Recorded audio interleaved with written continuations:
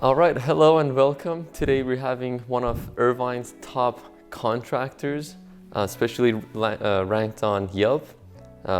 If you look up contractors on Yelp in Irvine, you'll see Eskan, that's how you say it, right? Eskan, yes. Eskan Developers as one of the highest top ranked. So everything we're going to be discussing, you're getting the information from the best, and you can literally see that online. So thanks for being here. My pleasure. It's awesome to have you. Thank you. So how long have you been in the business? I've been in the business for about 8. I've owned the construction company for about 8 years, but overall about 15 years in the construction industry. 15 years? 15, yes. And what made you get into become a contractor? Why not engineer or? You know, being a contractor, I have a bit of ADD, so I can't be behind a desk in an office. Yeah. So being a contractor, just being out in the world and going to different job sites, and you always meet new people, and every remodel has its own set of challenges. So it's a very dynamic work environment, and I find that exciting. I find that it's not repetitive work, so yes, it's right up my alley. Okay, that's awesome. That's awesome. I know there's so many contractors all over, especially in California, SoCal, Orange County. What do you think has set you apart from your competitors now that you're ranked amongst the top? So a contractor is only as good as the people he or she hires to do the work. So when I learned from very early on that being cheap is very expensive. You can pay your workers minimum wage and technically get the job done, but it won't be very good quality. Right. And you won't have happy customers, and it'll ruin your reputation. And most likely they mess up the job and you have to redo it anyway. So what I did, my strategy was always that hire the highest quality skilled labor that I could afford and offer a high quality service, but charge appropriately, but let the quality speak for itself. So me as a contractor, I'm the face of the company. I go to appointments and I make the sale, and a lot of times people give me the credit for, you did such an amazing job. But my tiler did an amazing job. My carpenter did an amazing job. My fabricator did an amazing job. So I think what may set me apart, or what I think has been working for me, is that you get what you pay for, and you're paying for skilled labor. So the higher the skill level of the person doing the job has, the more they will want to get paid for it. So yes, I think that's why I have a good reputation and I have good reviews and I have good relationships with my clients. I don't get every job, and I'm not trying to get every job. Of course. So, but I do, the jobs that I do get, I make sure I have the resources to be able to give that job the attention that it needs, and not take on too many jobs. I feel like a lot of contractors, they lowball on a lot of jobs and they get a bunch of contracts, but they don't have enough people to do all this work. So what happens is they sign the contract, they get a deposit from a client. Yes. And they're like, oh, sorry, I can't start for another 4 months because I have like 6 other jobs. So they're being a little bit disingenuous. But I charge a little bit more for my service, so I can afford to I don't need to take 15, 16 jobs a month. Right. I can make very good income with only taking like 5, 6 jobs a month. I see. But with the 5, 6 jobs, I can really focus a lot of my attention to the details, make sure I oversee the project, communicate well with the clients. So I feel like that's what has been a winning formula for my company. Okay, but then the people don't have to worry about paying the tiler more because they're just dealing with you. How you deal with them is its own separate story. Exactly. When they hire me, they know that they're getting good quality work. Okay. They're not getting the cheapest price, And I would always recommend for anyone who is planning on doing a remodeling project, don't go with the cheapest price, because Like the bids that you get. exactly the bids that you get. So a lot of people who do who offer the cheapest price, it reflects in the quality of their work, or it reflects in their punctuality, or it reflects somewhere.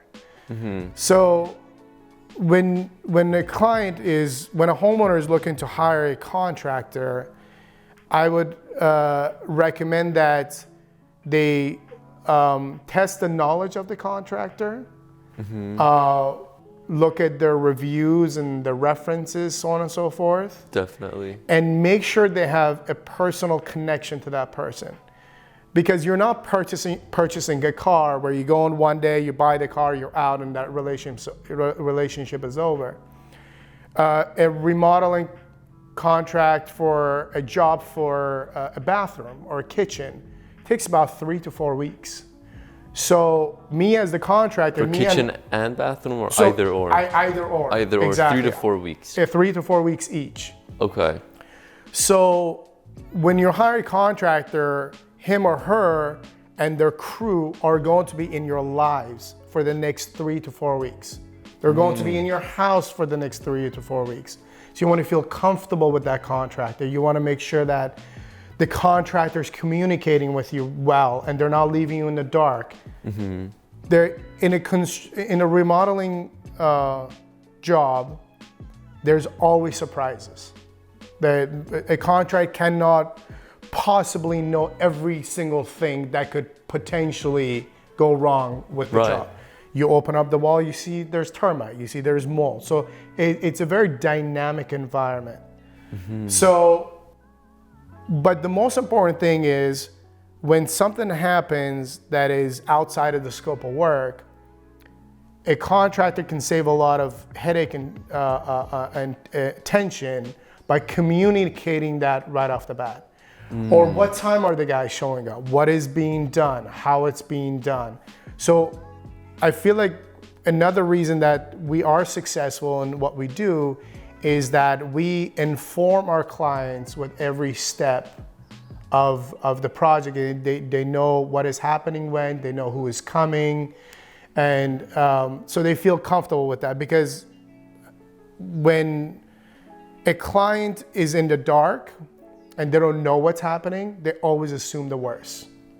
Yeah. So there could be a problem, there could be an easy solution, but if they don't know what's happening, they'll just assume the worst, and it'll cause a lot of tension. But as a contractor, when there's an issue, I communicate the problem, but I also offer a solution right away. So like, okay, here's the problem, but here's the solution, we can fix it, it's not a problem. Then you put their mind at ease. Wow, that communication is so important. It's very, same in very real important. estate, same in construction, setting the expectation. Exactly, setting the expectations, absolutely. Our business is a service. It's skilled labor. So my price reflects, and a lot of contractors' prices, they reflect their experience, and they reflect their quality of work. And it reflects their punctuality. It reflects the overall quality of the service, right? So it's a huge mistake to go with the cheapest price, but hiring a contractor that you don't really feel comfortable with. They're kind of rude. You don't really get along with them. They're not amicable, but they're the cheapest, so you go with them. You're gonna run into all sorts of issues and problems with that person. So it's very, same with the realtor. Like when you hire a realtor, you wanna hire somebody, first, you wanna make sure that they're knowledgeable, they know what they're talking about. But the second, personality is the most important thing. You wanna work with people who you can have a good working, maybe not a personal relationship, but a good working relationship. Yes. Right? A positive experience. Positive experience. Exactly, because a lot of contractors actually, like, they have really bad attitude, they're not on time, they're grumpy. So we make sure that we are kind of the Set the service. standard. Yeah, it set the standard where a client's feelings are always taken into consideration. You know, if they're upset about something, another contractor who's not, you know, doesn't know how to handle people's emotions might be like, oh, why are you upset about this? Like, it's fine, right? But we don't do that. We acknowledge their feelings. We understand that oh, I'm sorry, this is very stressful. I understand, but here's the solution. And sometimes people just want to be heard. They're not there for you to solve every single one of their problems. Sometimes a client has a terrible day and like something very minor happens and they blow a gasket. You know, they kind of have a freak out and it's just really uncalled for. But what we try to do is that we understand that a remodeling job is a very stressful job. There's banging, there's dust going on everywhere, people are coming in and out of your house. So we take that into consideration, and sometimes they have a bit of a meltdown, but we don't take it personal, or we don't react to it, or we don't add fuel to the fire by when they're being aggressive, us being aggressive on top of it. And that's when you start running to issues and stuff. And it's all about relationship. And I feel like in any relationship, in a personal relationship, business relationship, in an employer-employee situation, when two people have mutual respect and they listen to each other, that's when you can solve a lot of the issues and not make every problem personal. Some clients, they do make it personal. They're like, oh, you did this, or like, it's your fault that this happened. You know, like and that's a wrong way of handling it. I think whatever the problem is, you're a good person regardless. We're just gonna focus on the problem. Instead of me saying that, oh, Bardia is a terrible person and like, I can't believe I have to deal with this. The reason we have this problem is because of you. That's how you make it personal. And that's where you start having conflicts with each other. Yes. But you're like, no, Bardia is a great person. He's a little bit upset right now, but here's the issue, and focus your attention on solving that issue instead of blaming Bardia for having that issue. Yeah. And that's how I deal with the guys who work for me as well, my employees and my subcontractors. It's construction. People make mistakes. It's gonna happen. It's unavoidable. In my beginning years, those things would really bother me. I would tell my talent, dude, I told you this. Like, why didn't you hear? I say something here, something else, and the client says something else. And like, because there's so much verbal communication, something gets misunderstood. And he does something that I didn't ask for. And then I'm dealing with the situation, because when he does something and I have to redo it, that costs me money. I lose money, right? So let's say he was supposed to put a shampoo box here, he put it here. And the client is like, no, I told you I want it over there. So I have to redo the whole job to put their shampoo box there, right? Where it was originally agreed. So, you know, those mistakes happen. In the beginning, I would get really mad at my Tyler, but not understanding that maybe I didn't communicate well with my Tyler. Maybe I thought he understood what I was saying, but he actually didn't. So like, that helps with solving a lot of our issues. Okay, you just consider it as a cost of doing business. You're like, it happened, apologize to the client, I'm sorry, we'll fix it. And that's all the client wants to hear sometimes.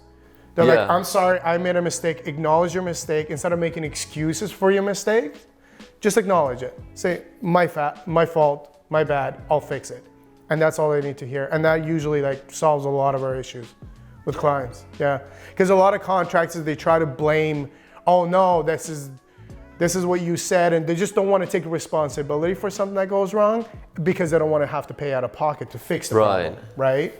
But I feel like for the sake of maintaining a relationship, a positive relationship, is taking responsibility and fixing it, even if it costs a little bit more, there's more value in that, because a happy client will refer you their friends and their family. So that paying out of pocket is gonna pay long term is gonna be a lot better. Absolutely, absolutely. Long term, I get, you know, a lot of my business is a referral. So a lot of my business is from clients who have been happy with me and they refer to other people. I didn't have to spend a dime on advertising. Wow. You know, and they're the best. Once a client refers you their friends, most likely will get that job. You'll get that job, Yeah, right? most like 90% of the time I get that job. Very rarely I don't get a job. Why do you think that is? Just with referrals in general? Because everybody wants to do work, but they want to have that person be from a trusted source. The most trusted source is your friend who already had an experience with that contractor and it was a positive experience. Gotcha. Instead of going on Yelp. I mean, Yelp, you could get your aunts and uncles and cousins and stuff, put Yelp reviews. Yeah. But so it won't be necessarily authentic, but when you have a cousin who just did a kitchen remodel and he was super happy with the kitchen remodel, if you have a kitchen remodel, you're most likely going to use your cousin's contractor. Yeah. And like, you can tell the reviews on Yelp that like which of them are real. Because I know that some realtors who just got their license, and they already have like 6 reviews. How's that? What did you do? Like, yeah, this person was so great to work with, but you can tell, like usually the long reviews or the really short reviews, somewhere in between. I feel like sometimes can be like that, but like our clients, we put photos. Yes, exactly. They put photos of before and after. Yeah, let me bring some of the reviews. Yeah, I mean, like the first review, Becca on TV, you can see. Becca's a good client of ours. We started with the master bathroom, and then we did their hallway bathroom, and then we did their kitchen, and we did their whole house. Really? That's why there is benefit in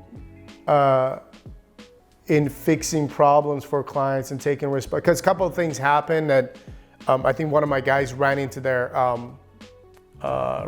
door, damaged their door because he was a big guy. But you know, as soon as it happened, I'm sorry, and it was our fault. One of my guys probably did it, and we'll fix it. And that was it. Because when a client doesn't question your integrity, they will usually build the trust that is necessary to give you a job. So a client wants to make sure that you know what you're doing, you're an honest person, and you're a nice person. It's not very difficult to be a good salesperson. You gotta know what you're doing, you gotta have a great personality, and you have to have integrity. You have those 3 qualities, you'll succeed in anything you do. I think I'm screwed there. No, you're fine. Sure, you'll fine. Let's talk about some mistakes homeowners make when hiring a contractor. When the deciding factor is only the price and the price only, when they go with the cheapest contractor, I think that's a pretty big mistake. Never pay a contractor more than $1,000 when you sign up the contract. By law, a contractor is not allowed to charge more than $1,000 upon signing the contract. Now, the second payment can be the material deposit, which is fine, but you never pay for labor upfront. So if you have a $10,000, let's say you have a $20,000 bathroom remodel, right? And if the client comes and tells you, if your contractor tells you that, oh, you need to give me 10 grand up front for me to even start this job, that's not the right way of doing it. They're not allowed to ask for that. So a lot of the bathroom, we're design build, so we do the design where we help clients select materials, we order materials, so on and so forth for them. So the materials that we have to order, we will get that money up front. So the first payment is the $1,000, maximum of $1,000 or 10% of the contract. So if it's $7,000 contract, the maximum you can get on your first check is $700. $700. Or a maximum of $1,000. So if it's a $20,000 contract, you can get the maximum of $1,000. Not 2,000. Not 2,000. Gotcha. So, but the second payment can be the material deposit. But the material deposit needs to be invoiced, like tiles, plumbing fixtures, sinks, vanities, so on and so forth. But the labor portion of it, like, you always pay for the labor portion after it's completed. Like, for example, so we do demolition, we do framing, we do plumbing, we do hot mop, and then we invoice the client. So if a contractor asks you to pay a bunch of money up front, they're either being dishonest or they are, they have nefarious intentions, possibly. Because that's not usually how it works. So let's say with a $20,000 bathroom project, they give you the job. So upon signing, they'll give you $1,000. Correct. And then how does the process, like very brief summary of So in the estimate, we have a schedule of payments. Okay. So our work is sequential. So $1,000 upon signing the contract. Then there's a material deposit. Let's say you're purchasing, some clients like to purchase the materials themselves, so that's a different story. But if they're purchasing the materials through us, we invoice them for the tiles, the countertop, the sinks, the faucets, the mirror, whatever material that's involved in doing the job. And then once that material is all ordered, we like to start the job when all the material is ordered and it's available at the house. The worst thing you can do is to demo a bathroom and realize the tile is back ordered for 4 months. Oh no. That I made that mistakes in the beginning, those mistakes. Yeah. Because our vendor would say, oh, I'm gonna have your tile available next week. Don't worry, go ahead, start the project. And we would demo the whole bathroom and the vendor would be like, oh, sorry, it's still at the port. It's still stuck on, it's still at the sea, or we're not gonna have for the next 3 months. And then you're dealing with a whole other set of problems. Then you have to find a whole other design, substitute. Unhappy client, say the least. So we like to order all the materials. Once the materials are all ready at the house, then we start the job, and then we finish 1/3 of the labor portion of it, like demo, plumbing, framing, hot mop, electrical, and then we invoice the client for that portion. For the first third. For the first third, exactly. So getting back to your question, long answer long, is that never pay your contractor a large lump sum of money up front unless it's for material. It's for materials, exactly. And not raw materials, finished materials. So like, I'm not charging the client for lumber that I need and for 2x4s that I need to do my framing. Yeah. I charge for that stuff as a part of labor after it's done. Unless it's a big addition job. If a big addition job where you have 25 grand worth of lumber, then you can ask for that money up front. Ask for it up front. Because you have to pay for it we have to pay for it up front. Okay. So price being one thing, you get what you pay for. This is a service. This is not a product that we're selling. If somebody comes in lower than me, most contractors have the same costs. If they do the same quality work, they have the same costs. So the reason a contractor might give you a lower price, either they might be really bad at their job and not be very busy, which is a red flag. In this day and age, you don't want a contractor who doesn't have work right now, because that's why do you not have work? I'm booked till July, mid-July. Wow. So I can't really take any jobs. If I were to take jobs, it would have to start in July sometime. Yes. Okay. Surprised, busy, how busy the contractor Exactly. Experience of the contractor. Obviously, the more experienced the contractor is, the more they charge for their time. So experience means less mistakes. More experienced the contractor is, the less mistakes are made. The less experienced the contractor is, the more mistakes they make. Right? I've done so many kitchens and bathrooms that when I go into a house and look at the bathroom, I can kind of foresee some of the issues that I learned the hard way through the mistakes that I made when I was inexperienced. So I can foresee a lot of those problems and I can bring those to the client's attention. So experience relates to the cost of the job as well, and personality. Make sure you you like that person, you get along with them, they're amicable. Again, this is a 3 to 4 week job that we're going to be in each other's lives for the next 3 to 4 weeks. You want to do it with someone who you like their personality. You feel like you can solve problems with them. Yeah. Because some contractors, they're very difficult to work with. They have a very bad attitude. They're very rigid, and you just don't want to communicate with them.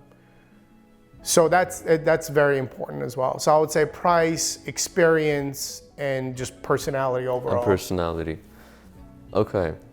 And then if someone wants to do an addition, like I know one neighbor who wants to do a remodel, what suggestion do you have for them so that their project goes successfully? So they're happy, they don't run into issues. I mean, they will run into issues, but what tips do you have for the homeowners who want to do a project and make sure it goes successfully? I think it kind of gets back to hiring a contractor who is experienced. So when you do an addition, there's several different aspects of it. So there's design where architectural is involved. There's structural engineering is involved. Then they make the plans, define the scope of work. The contractor bids on the scope of work. So if you're hiring a contractor and the contractor says, oh, I'm going to charge you a lump sum number, it's going to cost you this much, don't believe that. Because the contractor cannot possibly know exactly how much something costs. They can give you a ballpark. They say, oh, I think it'll cost you between $200,000 to $250,000 for this addition. But the person who defines the scope of work more than anyone else is the structural engineer. Because our architect comes up with the design, that impacts the price and what kind of stucco, what kind of windows, what kind of roof, so on and so forth. But the structural engineer shows you how to build it. You need this big of a beam. You need this big of a pad. This is how you need to connect it to the foundation. This beam, you need a 20-foot beam going across. So you need this kind of posts. So a lot of the structure impacts the price quite a bit. So based on my experience, I can kind of guesstimate how much it's going to cost. But if a contractor comes and tells you, oh, I'm going to charge you this much to do this job, don't believe that, because they're not the ones who define the scope of work. How I usually approach it is that based on my experience, it'll cost between this much to this much. But if this is within your budget, I'm going to invite my architect and structural engineer, because when they come, I do the appointments for free. But when an architect and a structural engineer comes to appointments, they charge $250 minimum. Right. And a lot of times a client wants to know how much something costs before they go and pay $500 for an architect and a structural engineer to come out. Yes. So I give them a scope of work, and once it's within their budget, we interview each other. And keep in mind, when a client interviews me, I'm interviewing them as much as they're interviewing me. Interesting. So the same criteria that a client has for me, I have certain criteria for my clients as well. I don't take every job. I want to make sure that the client is also easy to work with, they have a good personality, they have a good budget. When I go to an appointment and the client keeps telling me they want to do it cheap, I run out of that appointment. So that's one of the red flags. When they keep saying, oh, I want to do it the cheapest, what's the cheapest price? What's the cheapest this? I want to do this very cheap, how much is it gonna cost? Those types of clients, you can tell their only criteria is to get it done as cheap as possible. Maybe quality is not their main criteria. And that's not my client. So I qualify the clients as much as they qualify me. And personality, just as it's important for a client to deal with a contractor who has a good personality, it's just as important for a contractor to work with a client who they also get along with. So it doesn't matter. You couldn't pay me enough to to work with somebody who will make me miserable for the next 3 to 4 months. Especially in addition, it takes like 4 to 5 months. Yeah. Sometimes. So just imagine having somebody in your life who you don't like, you don't get along with for the next 5 or 6 months. Is the most abusive relationship you could ever have. Yeah. So it kind of works both ways. Okay. If someone wants to do either an addition or a remodel, whether or not they should do owner build, like should they hire the tile person themselves or contractor? Contractor. Why? So some things that are basic.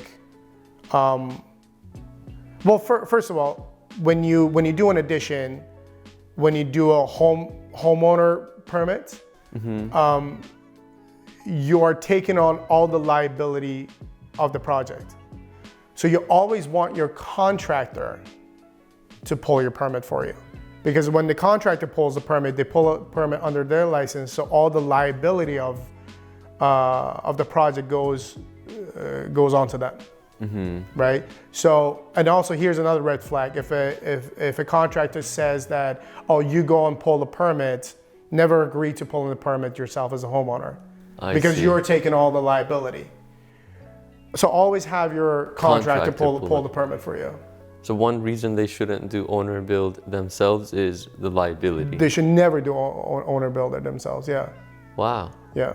Okay. Then the city reminds you. So when you go to, as a homeowner, when you go to the city, pull the permit as a homeowner, they'll say, hey, you're taking all the liability. You know that? And a lot of people don't know that. So what's the situation? Let's say like someone's like, oh, what could go wrong? Can you give an example of what could go wrong? So let's say there's defects. Let's say the plumber did a terrible job and your house is leaking. You can hold the contractor liable in the court of law, but from the city's perspective, the onus is on you. You took on the liability. So you always want, so even when you go to sue a contractor because they did shoddy work and they're not willing to come and fix it. Right. Having the homeowner pull the permit works against them. Against them. Yeah. So always, as a rule of thumb, never pull the permit yourself. Always have your contractor pull the permit for you. Gotcha. So the liability is going to be a big issue. Okay. Absolutely. Any other reason besides liability? No, I would just say that's mainly the reason to have a contractor. I mean, you're hiring a contractor to do the work for you. Why not let them pull the permits? There's no reason for a homeowner to go and pull the permit unless the homeowner wants to do the work themselves. So if you, as a homeowner, you're a good electrician, part-time electrician, you want to do some of the work yourself, you want to do the plumbing yourself, you want to do the tiling yourself, any of the trades yourself, and you want to manage the job yourself and just hire subs to do the work for you, and you don't want to hire a contractor, that's when you do homeowner permit. Gotcha. If you want to hire out the subs and... Exactly. Some clients are like, oh, I don't want to hire a contractor. I can save money by just, hiring just an electrician and a plumber and tiler myself to do the job. I mean, if you have the time and the energy to do that, good for you. So time and energy is going to be exactly. the next factor. Most people have very busy lives. The real benefit of a contractor is that, first of all, I have a really good crew of people who work for me for 8 years, for a long time. I've been in this business long enough to know the mistakes and foresee a lot of things. So my job as a contractor to make sure a remodeling job, a construction job, goes as smoothly as possible. So that's what happens when you hire a contractor. You save a lot of headache, and you probably end up saving money as well, because if you're hiring people for the first time, believe me, I hired a lot of people for the first time and I had to fire them. Like, it took me a very long time to put a really good crew of guys together who do good quality work. They're polite, they're punctual, and they have all the right qualities. So you as a person, you're like, oh, I'll save money, I'll do it myself. You find somebody on Craigslist, I don't know, or you find another tiler somewhere else, someone who was willing to do it cheap for you. They don't show up to work, You see a couple of beer bottles, cigarette butts everywhere. They mess up the job, and they'll take your money and they'll run. And they'll run. There's nothing you can do about it. So that is the risk that you're taking when you try to do the work yourself. When I do the work, first of all, I'm licensed, bonded, and insured. You can hold me liable if I do anything wrong. Okay. Right? Yeah. But if you hire somebody off Craigslist or somewhere else to try to save money, you may end up doing the job twice and pay twice as much for it to begin with. That's right, because if you have to go to a job that someone else did, you're going to be very cautious. I usually don't take those jobs. Wow. Like if somebody wanted to be cheap enough to do it on the cheap and not do it the right way and hire a licensed contractor, I have clients who call me and they say, oh, I hired somebody, he messed up this job. I'm like, yeah, I'm sorry, I can't. I don't because when you try to fix somebody's mistake, you're almost taking on the liability for that work, right? Oh, so let's say they did something wrong somewhere else, but you took on the job and something happens, even though it wasn't something that I did as a contractor, I may be held liable for it. Right. Do you see what I'm saying? So yeah. I don't want to, I don't like fixing other people's mistakes. Yeah. Because I'm taking on more liability that I could possibly want to take. Because you don't know what mistakes they made. Maybe you can't see it. Exactly, I can't see it. So if the job goes wrong again, like the shower leaks again, it may not be anything that I did, but something the previous person did somewhere else that I didn't know about, but the shower is leaking. Now it's my liability. Okay. Because now I technically came and fixed the problem. Just don't. Again, being cheap is very expensive. I learned this as a contractor. When I hired, in the very beginning, I was like, oh, I'll try to hire the cheapest people. And they kept making mistakes and I kept on having unhappy customers. Yeah. I was like, okay, well, this is not working. So I hired the best and highest quality people I could find. I make a lot less money. I take a lot less jobs because not everybody can afford it. But when I do the jobs, my clients are happy. So that, to me, that has a lot more value than trying to squeeze every dollar out of a job, but do shoddy work and have unhappy clients. Yeah. Yeah, it's just not the right way of doing business. I agree. Common house problems that you see, especially for homes here in Irvine, and your recommendation on fixing them. So every house is a can of worms because these are all 40-year-old tract homes. Yeah. And the contractors who build these homes, they cut every corner they could. Really? So for example, the copper that they used is the cheapest, lowest quality copper pipes for the plumbing. Right. So these copper pipes, they have a useful life of 25 to 30 years. So have you heard of slab leaks? I have, yeah. So these are pinhole leaks, and at the time they ran a lot of the copper pipes through the slab. So these pipes, after a while, they changed the water content and added a lot more chemical to the water for filtering it. That chemical is eroding the copper pipe exponentially faster. So what happens is these pinhole leaks happen, but they're in the slab. Yeah. So by the time you notice them, it's late. Like half of the house or half of your bedroom or living room is full of water, and you notice it when the water starts bubbling up. So a lot of these homes, and that's only one aspect of it.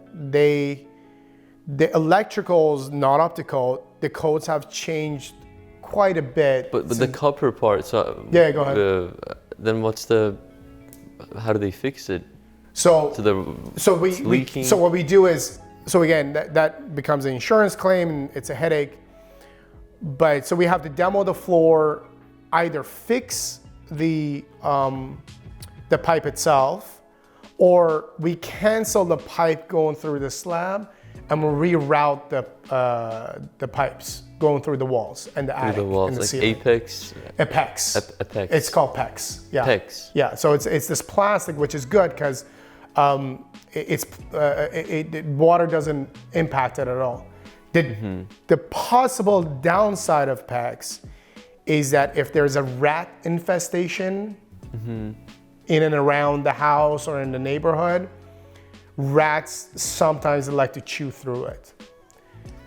So it's 99% it's a good idea to do PEX, and 99% of the time we do PEX.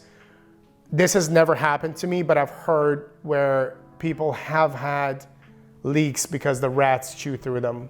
I mean, I've heard it happen very rarely, but so it's very rare. Yeah, exactly. Okay, because I know a lot of the homes here use PEX pipes. PEX pipes, yeah. PEX pipes. Yeah. Okay. Besides that, So electrical is not up to code. It's you know, a lot of the outlets don't have a ground wire. So when we do a remodeling project, for example, the kitchen, we're not so. You have to, whatever part of the house that you're working on, you have to bring that whole part of the house up to code. So for example, we're doing a kitchen remodel. We demo it, the drywall comes out. A lot of these homes don't have insulation on the exterior wall, so we have to add insulation. So that's an additional work that is on top of your kitchen. The electrical is not up to code. So every appliance needs to have a dedicated line from the panel to the appliance. So microwave needs to have a dedicated line. The fridge needs to have a dedicated line. The stove needs to have a dedicated line, so on and so forth. So, but the codes back in the day, they put a bunch of different appliances on the same circuit. So when we're remodeling a kitchen, now we have to bring that whole part of the house up to code. So we have to run all new wires.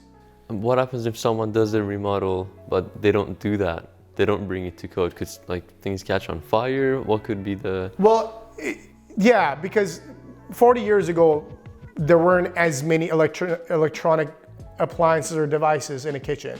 Nowadays, there are a lot more. So if you want to modernize your kitchen, it makes sense to bring the electrical up to code and probably add more outlets.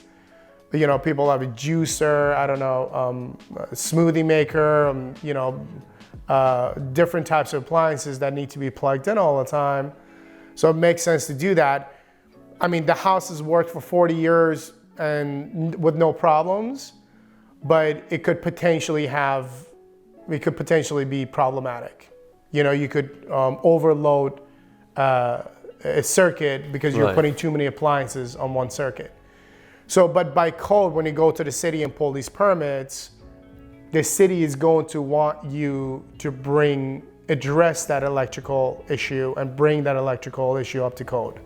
Kitchen electrical up to code. So if you do it without a permit, yes, you can technically leave it alone, but if you get a permit for your kitchen, you do have to address that. Okay. Pros and cons of pulling permits for a kitchen remodel? So, what are your thoughts? Well, first of all, when you pull a permit, although it costs money, it's inconvenient, and it takes more time, you have an outside third party, come and check the work of the contractor you hired. So it gives you a peace of mind to know that, you know, you may not be an expert in electrical or plumbing or kitchen remodel, but the inspector from the city is an expert in that department. And they come and make sure that the contractor you hired is doing everything by code and they're not cutting any corners. So it gives you a peace of mind. And on top of that, let's say you remodel your whole house, all your bathrooms, kitchens, so on and so forth. You want to sell your house. You as a realtor, on your buyer's behalf, will go to the city because you know the work is being done on the house. You go to the city, you want to make sure the work that was done on the house was permitted. Right. Permitted means it was done by a licensed contractor, so it was done properly. Right? So it also adds value to the house. Because if you go to a house, the whole house has been remodeled and there's no permits being pulled, you don't know who worked on the house. Yeah. Was the plumber a good plumber? Was the electrician a good electrician? Less certainty. Exactly. So it gives you peace of mind. I see. So I would highly recommend to pull permits. Again, there's permit fees that delays the job for a few days, but I think the benefits of pulling permit outweighs the disadvantages of it. Yeah, that's probably one of the things you said. Being cheap is expensive. Exactly. Maybe the plumbing is... Absolutely. Hire a licensed contractor and pull permits. Don't Gotcha. hire an unlicensed person because you can't go after an unlicensed person. Yeah. Like you can sue them in small claims court, but me as a licensed contractor, the Contractor State Licensing Board will come after me very hard if I do something shoddy, if I cut any corners, if I don't do things by law. By law. You can, my license can get revoked, and I have a $15,000 bond that you as the homeowner can go right after and get it right away. So if I do something illegal and I'm not willing to fix it, you have a lot more ways of being compensated or remedy the situation when you have a licensed contractor than when you don't have a licensed contractor. Okay, let's say somebody wants to sell their house, right? Speaking of cheap, what's the least expensive investment they can make to bring their value of their house high? I think the best value that you can add to the house is always the kitchen, Yes. the master bathroom, master bedroom, and a closet, master closet. Those are three things that the husband and wife really appreciate having. A really good kitchen, a nice master bathroom, large master bedroom, and a nice closet. The kids' bedrooms, their bathroom, they will sacrifice on those all day because if they have teenagers, they're gonna ruin the bathrooms anyway, so they don't really care. But I would say adding value to the house would be to invest in those three properties. Because when you think about it, when you purchase a house, let's say there was a house for $1 million, but I have to spend $200,000 to remodel this house. So that means you purchase the house, you can't move into it right away. You have to find a contractor, deal with a contractor, have them do the work. You lose 3, 4, 5 months. You can't move into the house. There's a lot of headache that goes into it. But if a house is renovated, let's say you sell the house, so that house is now $1.4 million. I think a client would prefer to pay $1.4 million to buy a house that's already perfectly renovated. They can move into a turnkey, no headaches, as opposed to buy a house for $1 million and have to spend $200,000. And the reason for that is the $1.4 million goes on top of your mortgage. Yes. So let's say $400,000, it's an extra $1,000 a month that you're paying. That's a lot more affordable than to purchase the house for $1 million and have to pay $200,000 out of your pocket. Out of pocket. So not only are you dealing with the headache of contractors, design, and all that all the time that you lose, and of course you have to live somewhere else, so you may have to end up paying 2 mortgages 2 rents, yeah. while the renovation is going on. So when you want to sell your house, the first thing that people look at is a nice kitchen. If the kitchen's old and they need to renovate it, that's always a something that's a negative. I mean, this day and age, you can't, beggars can't be choosers. So if you're a buyer, you just have to pay top dollars and suck it up. But in a normal market, where there's like even supply and demand, it adds value as a homeowner to remodel your kitchen, remodel your bathroom, because it makes the house stand out. And the other thing is, when you look at 10 homes, 9 of them need work. Maybe 10 of them need work because they're all old track homes. Like originals. And, it's somebody else's taste, somebody else's design, and you want to do your own. Put your own taste into, put your own touch into the house. Right. But when a house has been renovated and modernized, right, something neutral, most people will like it, most people will enjoy it. So it definitely adds value to remodel your kitchen and your bathroom. Kitchen and bathroom. It makes it stand out at the very least. The problem with older homes is that they all have very small closets. So if you can do a closet build out, I mean, it really stands out. Like when me and my wife are looking to purchase a home right now, and I think, we'll purchase whatever home that she says. Yeah. So it's usually the ladies who have a lot of way in the decision making. Yeah. So to her, when we go into a house and when the kitchen looks ugly, it is a complete turn off. Like she's kind of not really like into the house unless the house is a really good layout, it's in a really good location, but it definitely is a huge negative when it's an ugly kitchen. When you go into the bathroom, the grout is falling off, the grout has mold. It's just, it smells bad. I mean, it just leaves a really bad impression. And the third thing is, oh, I don't have enough closet space. I'm not gonna have enough closet space. So that always is definitely something that is on top of people's minds when they're if they can make the closet bigger. Absolutely. If there's a way to make your closet bigger, make your closet bigger. It definitely makes a huge impact. And that's what realtors, they point out. They're like, oh, look at this walk-in closet. Look how big it is. You know, that's something that they know it's a selling point. I've noticed from open houses when the closet's too small, they always mention, like, oh, closet too small. Yeah, it's not enough space for my clothes. So almost like the negative impact of it outweighs a lot of the advantages the house may have otherwise. Yeah, small closet space, it takes away the value of the house, sometimes the location, and they don't think about, oh, you know, I could add a closet here if I do this, that. There's not closet. Well, space. Like a lot of people are visual, right? Yeah. Like when they see it, they appreciate it, but they can't imagine it. Right? So when you do the work for them, like for example, I'm fixing and flipping a house in San Clemente. So even as a contractor, I don't know how much something costs unless I get into it. I had a certain budget. I am 2.5 times over that budget. Really? Yeah, and I'm flipping my own house.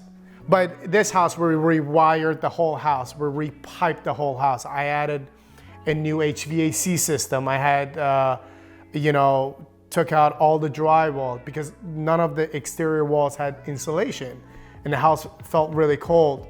So we took out all the drywall and we put insulation everywhere. We redid the backyard. Is it finished right now?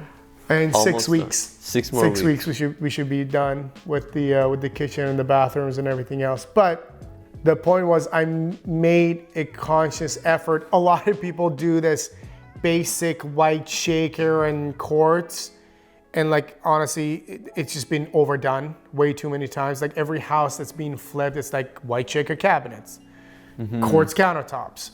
So we're going a different direction, but I can get the money out of. I see the return on my investment. That's why I'm doing it. It's in the $2.5 million range. So if I purchased a $700,000 house, I'll never spend that much money on it. Because there's only a certain amount that you can ask, you can sell the house for. But with this one, so for example, we're doing all custom kitchen cabinets. We're doing $5,000 slab marble and quartzite. So we're doing very high-end stuff just to stand out, because like my kitchen's, it's going to cost me probably about $65,000-$70,000, and that's my cost. So I would charge a client at least $100K for the same kitchen if I were to put my margin on it, do it as a job. Yeah. But because I know the wow factor that I'll have, because they'll come into the house, they'll see this kitchen, boom, beautiful countertop, beautiful backsplash, top of the line appliances. Yeah. That will make a really nice first impression. Definitely. So it definitely kitchens, bathrooms, and the cheapest way of making a house look good, put a coat of paint. Repainting a house makes it look very, very fresh. On the inside? On the inside or on the outside? So on the outside, besides the paint, what's other cheap ways people could, it's funny, we said cheap is expensive, now we're like, what's the cheapest? But no, what's the best value? I think that's the better way word. The best value on the outside, on the money that you can get for it. I would honestly say entrance doors actually make a pretty good impact, and garage doors.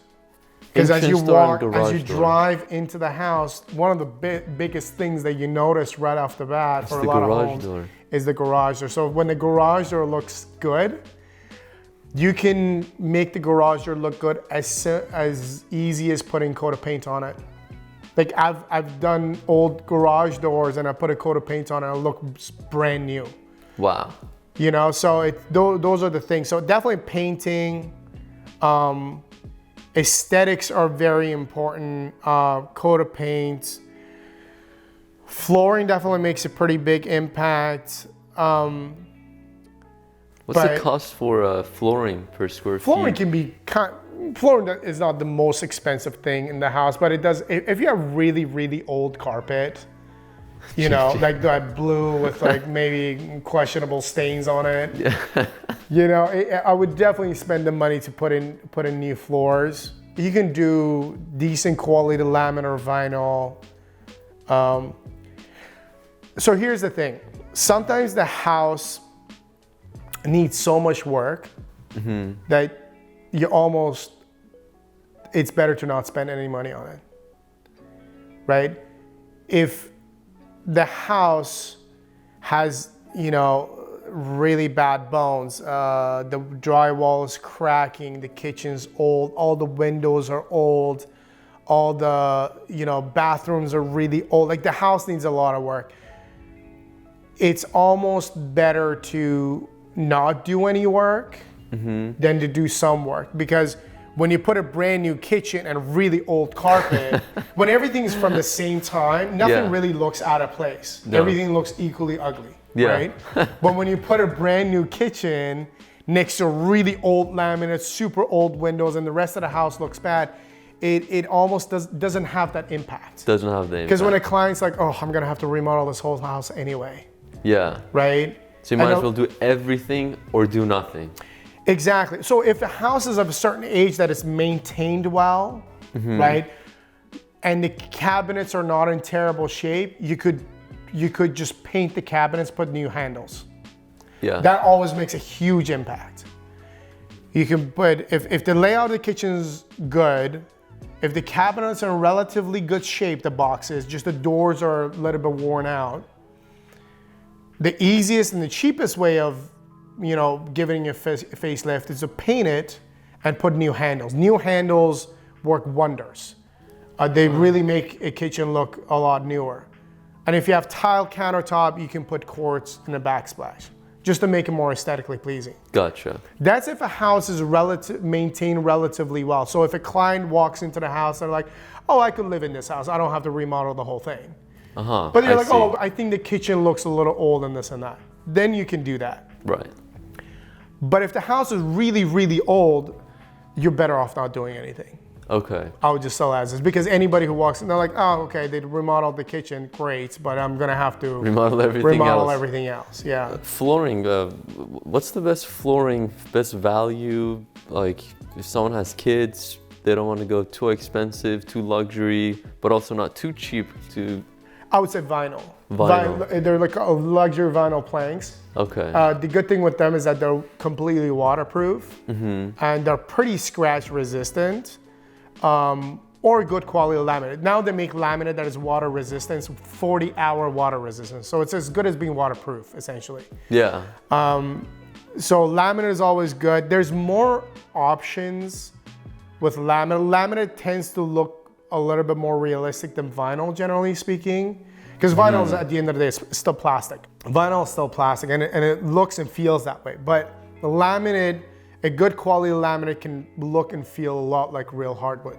Okay. Yeah, so I would do laminate or hardwood. Laminate or luxury vinyl. LVP, yeah, LVP. Exactly.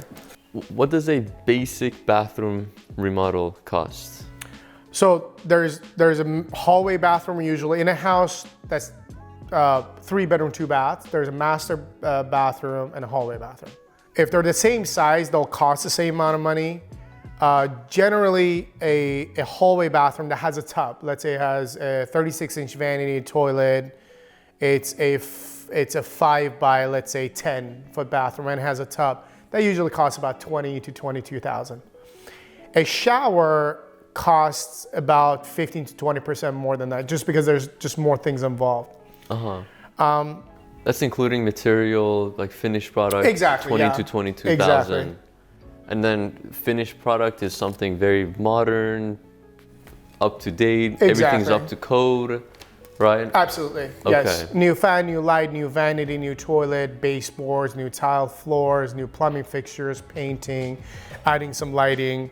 Wow. All that stuff. Yeah. And then what about a master bathroom? So master bathroom, if it's the same size, it costs about the same, but maybe like 15, 20% more. If, let's say in Coto de Casa, or like houses that have a larger master bathroom where there's like a double vanity, a tub, and a shower, and sometimes clients want to take that big old tub out, put a freestanding tub with, modernize it. Yeah. That usually costs about $35,000 to $40,000. 35 to 40. Yes. The double vanity sink and a little bit of bigger shower or a tub. Exactly. Okay. The freestanding tub, paint, shower door, tiling, hot mop, framing, new fan, new sconces, new mirror. There's a larger list of things that are involved in it, but yes, overall about $35,000 to $40,000. 35 to 40. And it takes about 3 to 4 weeks? Correct. Yeah. So if people do 2 bathrooms, does that mean double the time, or is it still going to be around the same? So it could be about the same, maybe about a week or so extra. So let's say a lot of people live in the house, so they need to do 1 bathroom at a time. So each bathroom will take about 3 to 4 weeks to do. So if you're doing one right after the other, overall 8 weeks. But if you're doing both of them together, we could probably finish in about 5 to 6 weeks. Gotcha. So, Yeah. So you save a couple weeks if you do 2 bathrooms at the same time. Okay. Basic kitchen remodel. How much is that going to cost?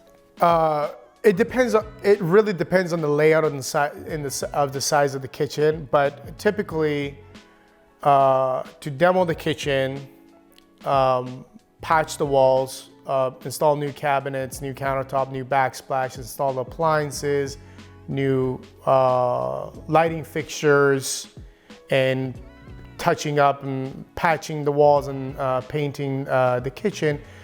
That in itself also takes about 4 weeks or so, 3 to 4 weeks. 3 to 4 weeks. Yeah. And then what's the price range? So it really varies. Some contractors price per linear foot. But the problem with that is it's almost like buying a car. It's almost like asking, how much does a car cost? Well, what do you want in your car? Do you want a fully loaded car, or do you want the most basic car? So, when you go and purchase a car, it ranges the price range varies quite a bit, depends on the features that you want. So for example, a lot of contractors price per linear foot, but that's not correct. Because if you have a 24-inch cabinet, just doors, it's a lot less expensive if you have a 24-inch bank of drawers, because drawers with the glides, and there's just a lot more hardware, so it costs a lot more to build a drawer than it is to build a door. But I would say probably about $450 a linear foot if you had to, put a number to it.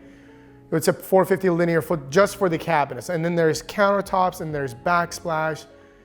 Sometimes you have to do the flooring. So for the smallest kitchen would be about $20,000 to $25,000. Larger kitchens can range, can go up to $100,000. But there's 2 types of cabinets. There's fully custom cabinets that are the most expensive, and there are also semi-custom cabinets. So there's a product for every range, but of course you do get what you pay for. Okay. Like for homes in University Park in this area, they don't have huge kitchens. Maybe 40, 50,000, up to 40? Probably, yeah. I would say so. Okay. And there's nothing fancy, it's not like the Rolls Royce of cabinets. It's not exactly. It's not the Rolls Royce of cabinets. Because cabinets, again, can range, depending on the material and the design, they can vary quite a bit. Okay. So there is a kitchen for every budget, but the minimum for a smaller kitchen would be $17,000 to $20,000. For larger kitchens, usually about 40, 50,000 and up. Okay. Now with the countertops, what do you recommend between quartz, marble, granite? So granite is granite was very popular in the early 2000s. So it kind of dates the kitchen, like it kind of gives it that very 2000 feel to it. Okay. Marble is absolutely stunning and it's beautiful. So if you don't have kids and you're retired and you really take good care of your kitchen, you can go with marble because it looks beautiful.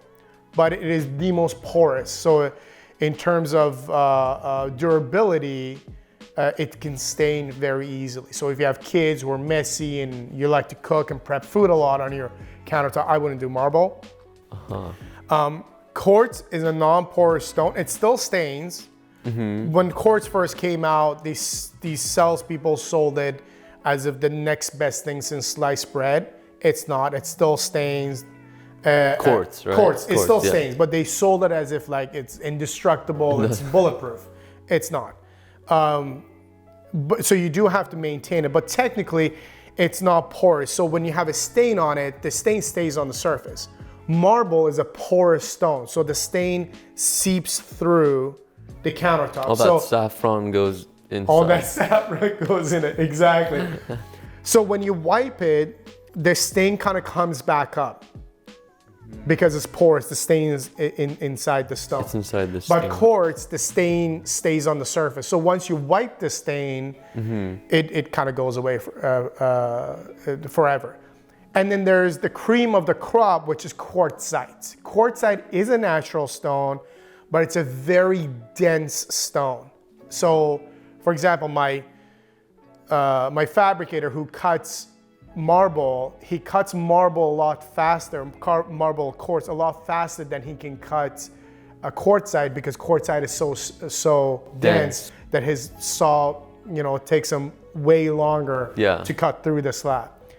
So if you want the beauty of a natural stone, but the durability of quartz, you could do quartzite. It's gonna be a lot more expensive. A lot more expensive. You get what you pay for.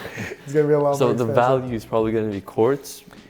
Best. Quartz would be the best value, yes. Okay. But quartz is so overdone. Like every house that you see, like it's nice and I love it, but I think just because I've done it so many times, I'm kind of over it. You get over it. Again, a homeowner, to get the best value, they can do quartz. Quartz, okay. So say someone wants to do either a bathroom remodel, kitchen remodel, addition, how many contractors should they interview? And from the bids they get, which one should they pick? So they should interview at least 3 contractors. One thing a client should pay attention to is how detailed the estimate is. Some contractors write just a mumbo jumbo and then put a lump sum number at the bottom. And they're like, oh, it's gonna cost you this much. The more itemized and the more detail-oriented a contractor is, it reflects on their estimates. Like for example, we itemize every line item. So a bathroom remodel has like 36 different line items. 36 different components are involved to start and finish a bathroom remodel. So we itemize that because I turn that into my work order. So whatever the contract has in front of, whatever the client has in front of him or her, we have the same work order for our workers. So we always compare it to make sure there's no misunderstandings, there's no miscommunication. I see. If it's on the contract, we're doing it. If it's not on the contract, it's a change order.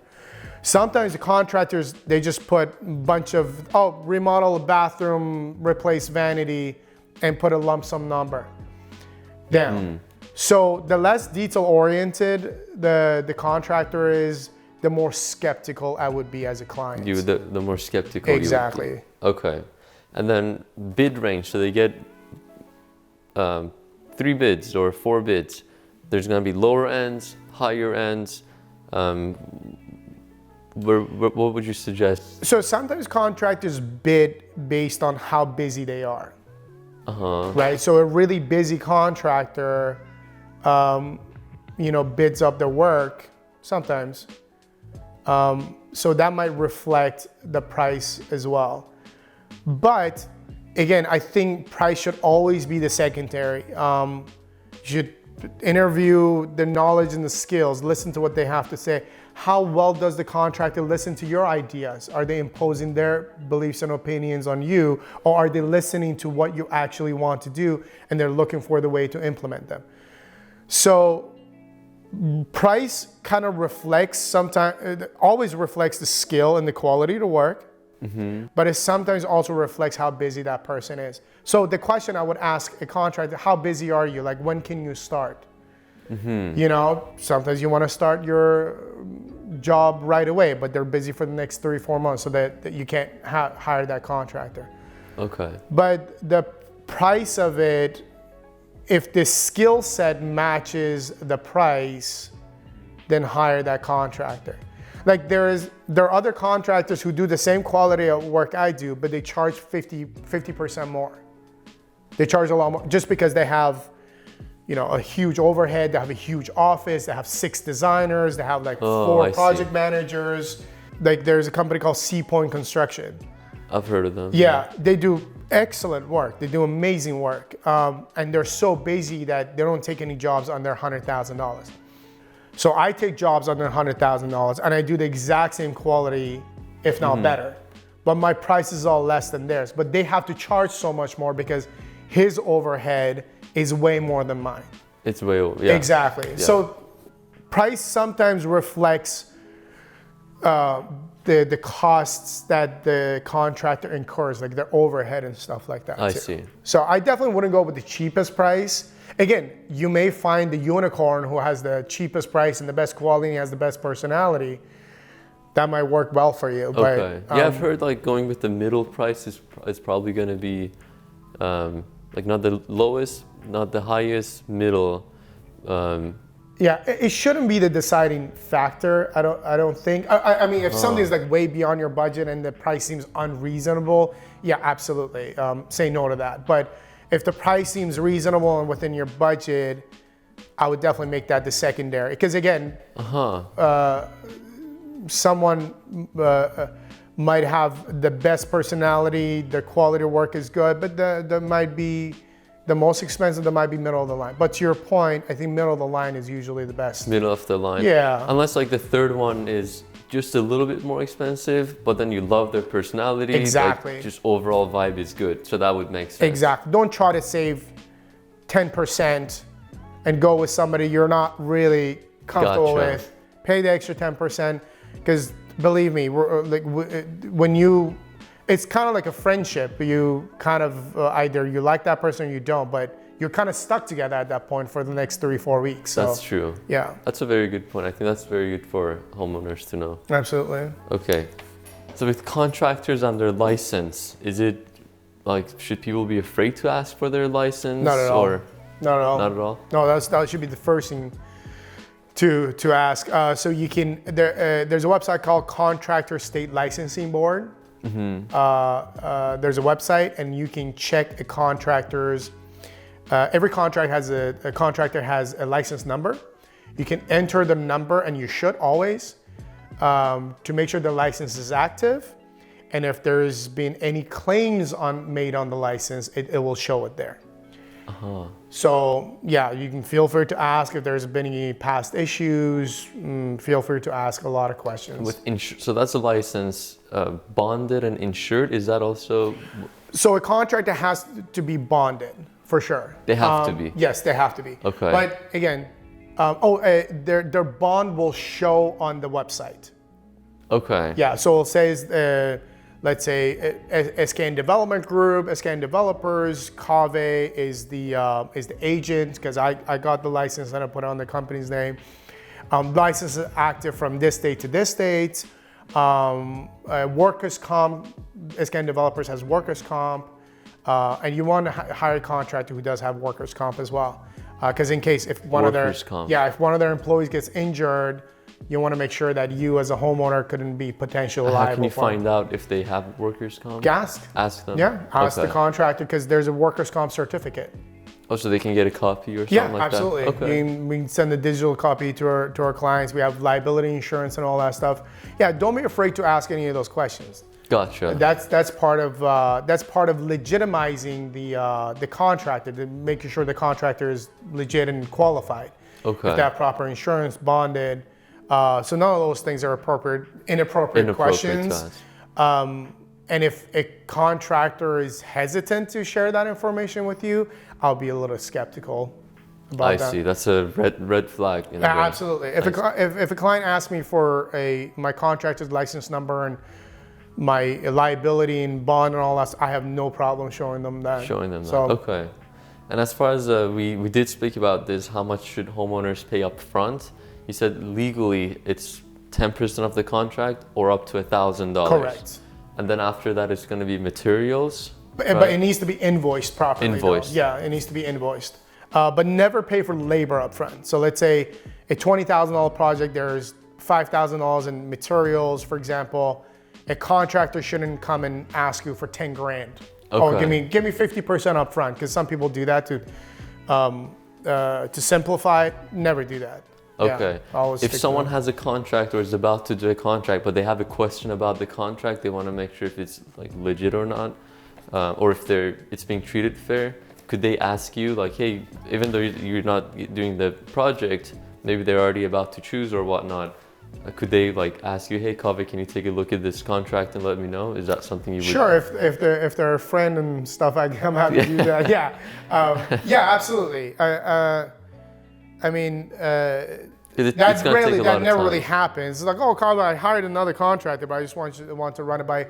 For friends, I don't do business with friends. So I have a friend of mine who is remodeling his master bathroom. I said, absolutely, run things by me, but I won't do your job. So in those scenarios, those scenarios, okay. Absolutely. Because you're going to be a busy guy doing that, yeah, right? Exactly. That could be very time consuming if every person wanted to run things. Should someone hire day laborers from Home Depot? Never. Why not? Why not? Let's say I hire a day laborer, he falls and breaks his ankle. You just got yourself a $300,000 lawsuit. $300,000 lawsuit. Yeah, absolutely. Wow. Yeah, so the reason you hire a contractor, again, is because they're licensed, they're bonded, they have insurance. Mm-hmm. So if, God forbid, one of my guys hurts himself, you as the homeowner are not liable. You'll hire a day laborer and they drop a brick on their foot and they break their toe.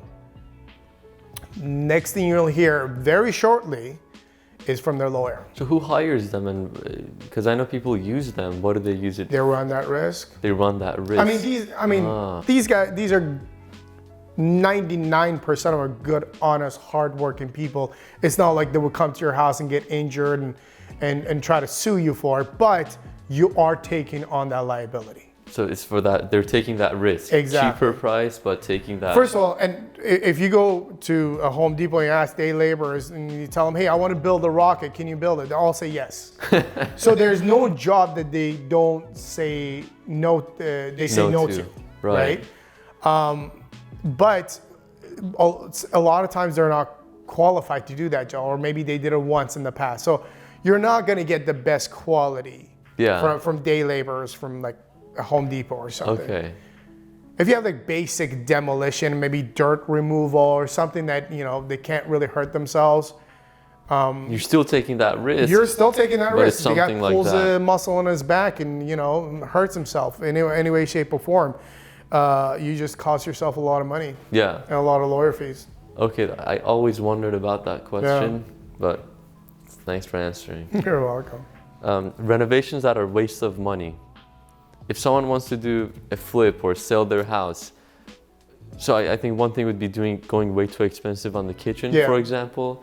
Besides that, what are some other it depends on the price of the house. So if you're in the $2 to $3 million range, you have to do beautiful hardwood on the floor. You can't do cheap laminate.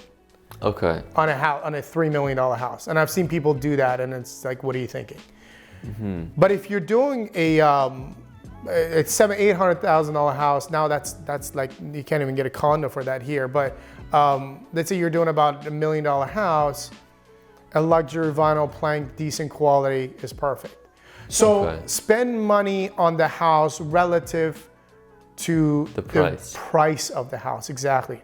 You don't want to put cheap prefab Chinese cabinets in a $4 million house. That's a waste of money. That's a waste of money, but it's noticeable that it was cheap. And when a client comes to your house and sees that you cheaped out on the most important part of the house, they're thinking like, oh, what else did you cheap out on? Or what else did you cut corners on? Okay. Right? Because you're always nervous as a client who go into a house, you're like, oh, I can't see what's behind the wall. I wonder what they did to the plumbing or the electrical. Yeah. You know, so if something as obvious as a kitchen that's in your face that's done super cheap, that leaves a pretty bad impression. Makes potential buyers very nervous. Okay, so doing right, if someone's gonna do something, make sure it's right for the price range, right for the house. Otherwise, like, every extreme could be waste of money. Exactly. Too expensive in a less expensive house. So, okay. Yeah, and don't do an acquired taste. Don't put like black and red, and don't. I would say like stay as neutral as possible when you're doing. Stay neutral. Exactly. Stay neutral, contemporary, modern, and the design of the house has to fit the house. Like if you go into a Tuscany house, you can't do uber modern, flat panel, glossy white cabinets. It's just not going to fit. Right? Okay. You want to do a style that's modern or contemporary, but it still fits the design that the house was meant for. Gotcha. What are 4 renovations potential sellers could do to get the best ROI on their money? Kitchens, master bathroom at the very least, if not the hallway bathroom as well, painting and flooring. Okay, perfect. Wow, that's about it. So thank you, Kaveh, for being here. My pleasure. I know you're extremely busy, and I hope you guys enjoy that content. Today we brought you one of the best contractors in Irvine or all of Orange County to answer your questions. If you have any more questions, feel free to leave it in the comments, or you may reach out to him if you want to do any additions, remodelings. He's one of the experts to talk to. Is there anything you would like to add? No, I hope it was informative, and thank you for inviting me. I appreciate it. It was a good conversation. Definitely. If you enjoyed this episode, be sure to subscribe. We'll have a ton of more content like this with lawyers, roofers, and other top professionals in their field. Ciao.